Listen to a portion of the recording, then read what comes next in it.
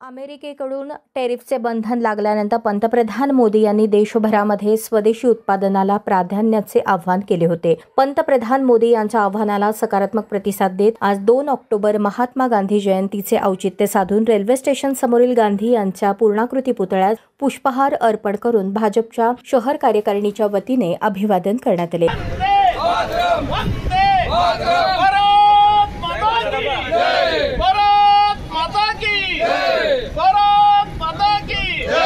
स्वदेशी चळवळ ही एक स्वयंपूर्ण चळवळ होती जी भारतीय स्वातंत्र्य चळवळीचा एक भाग होता आणि भारतीय राष्ट्रवादाच्या विकासात योगदान देणारी होती। यावर आपली प्रतिक्रिया व्यक्त करताना भाजप नेत्या सुधा अळ्ळीमोरे म्हणाल्या, 2 ऑक्टोबर गांधी जयंतीच्या निमित्ताने स्वदेशीचे प्रचारक म्हणून ओळखले जाणारे महात्मा गांधीजी यांनी जो स्वदेशीचा प्रचार संपूर्ण देशभर केला, भारतीय जनता पार्टीच्या वतीने आम्ही आज सगळे पदाधिकारी कार्यकर्ते जनतेला हेच आवाहन करतोय की स्वदेशी वस्तू वापरा आणि देशातला पैसा देशातच ठेवून देशाची आर्थिक व्यवस्था समृद्ध करा। माननीय पंतप्रधान नरेंद्र मोदीजींनी जे आव्हान देशवासियांना केलेलं आहे, जनतेला केलेलं आहे, त्या आव्हानाला सगळ्यांनी सपोर्ट करायचं आहे, सहकार्य करायचं आहे आणि आपला देश आर्थिकदृष्ट्या समृद्ध बनवण्याचं काम करायचं आहे। गांधी जयंतीच्या सगळ्यांना खूप खूप शुभेच्छा। यावेळी विशाल गायकवाड, राज कुंतले, बजरंग कुलकर्णी, आनंद बिर्रू, महेश देवकर, राज वनमाने आदींसह भाजपचे कार्यकर्ते उपस्थित होते।